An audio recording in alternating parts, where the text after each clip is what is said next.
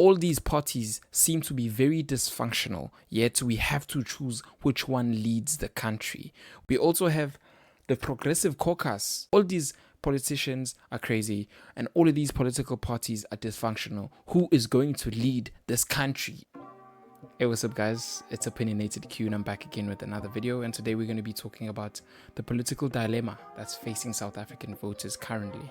I'm going to be focusing my rant on mainly four political parties in South Africa, which are the ANC, the DA, the EFF, and the new MK party.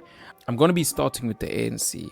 The main issue that the ANC is trying to figure out is the fight between ANC National and ANC KZN. What's going on there? Why is Bheki Mtolo, why is Boniso Duma fighting with these bigger guys in the ANC in the top six? Abo Banlaba, Abo Fikile Mbalula. Why are they fighting with them? The SACP is leaving. The SACP is seceding from the ANC. They're going to contest the general elections next coming election period. So the ANC is taking yet another blow of members that are leaving to join a political party that is becoming a standalone political party, not allied to them anymore. The DA ministers are unruly in the executive. The ANC is facing that problem now. The ANC NEC is telling the president to figure out what he's going to do with Abo Siviwe Kgarube, who are clearly not listening to what the president has to say or the rules of being in the executive and serving national interests. They're just serving the interests of their parties, which is going to be a problem, judging at the fact that now there are rumors that the president might reshuffle his cabinet, removing Siviwe Kgarube out of the portfolio of Minister of Education. The DA, well, for the DA, the GNU is clearly not working. The GNU is clearly not working for the DA because the constituency is at loggerheads between continuing to vote for the DA or leaving the DA because the DA is not serving their interest. The DA is stuck between serving the people that put them in parliament or serving the national interest of the people that put them in the executive. So they faced with that dilemma.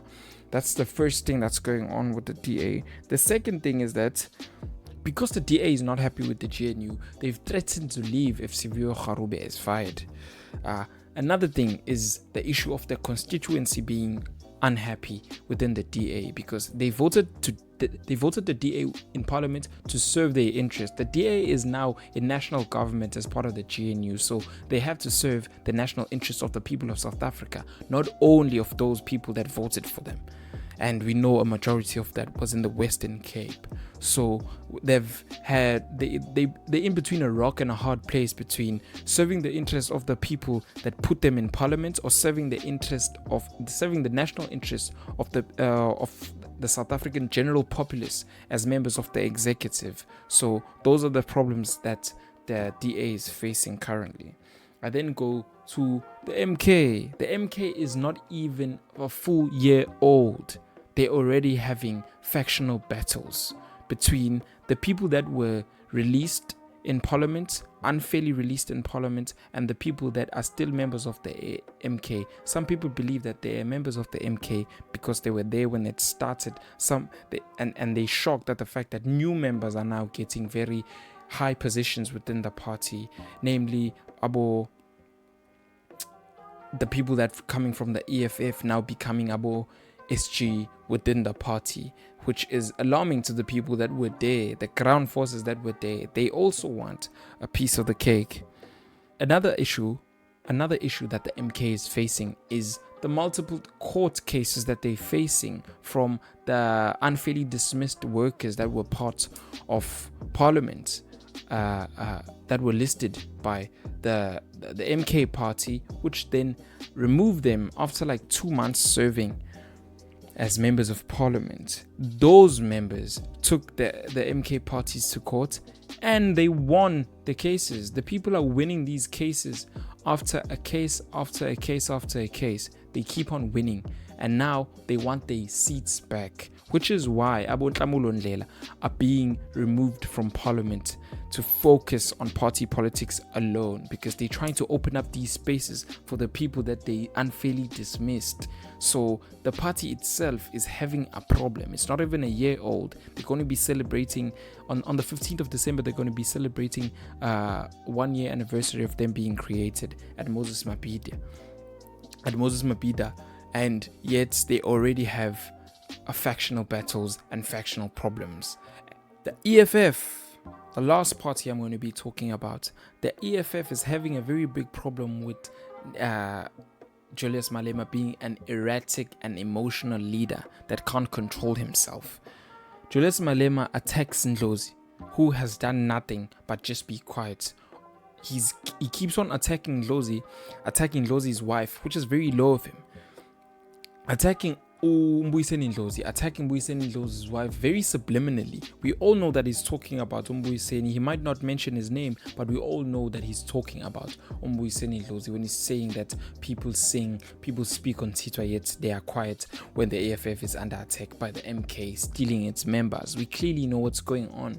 The EFF is going to its general conference starting tomorrow, I believe, and they have issues between the ground forces and the branches wanting Mbuyiseni Ndlozi to be the deputy president, while Malema and the other higher ups in the EFF want Godrich Kadi to become the new deputy president of the EFF. So it's going to be very, very awkward within the conference, which is going to last a couple of days from the 12th of December to the 15th, I believe.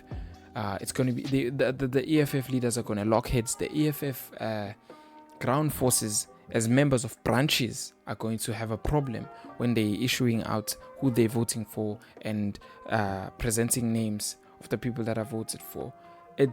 For me, it's very clear that the people are in support of Mbuyiseni Ndlozi becoming the EFF deputy president. Yet the EFF president, we all know the authoritarian, totalitarian leader of the EFF, Julius Malema, wants the person that he wants, and he's not that fond of Mbuyiseni Ndlozi currently. We've all seen that. But that is the political dilemma that I'm talking about for the South African people, that all these parties seem to be very dysfunctional, yet we have to choose which one leads the country. We have an alliance between the DA and the ANC with another group of smaller parties called the GNU. Yet all these parties are dysfunctional and have internal issues. We also have the Progressive Caucus in the MK and the EFF. Yet the same Progressive Caucus is stealing members from each other and clearly not in support with each other. EFF Malema just said that their biggest enemy now is the MK party. I don't understand how they can be members of the Progressive Caucus yet still say things like they are the number one enemy. So it's a very big problem in South African politics that all these politicians are crazy and all of these political parties are dysfunctional. Who is going to lead this country if all these people cannot put their feelings aside and deal with the fact that this country is going to shit? So good luck to the EFF going to their general conference tomorrow at Nasrec. I really hope that that party comes up higher from the results that they had in the May elections, because I really think the EFF is a necessary evil in South African political landscape.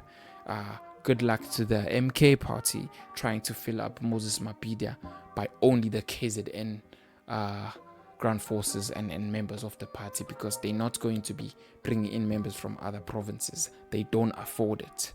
So good luck to them. And I was just pointing out those issues in South African politics. Please do comment, like, and subscribe on my channel. My name is Opinionated Q, and I'm out.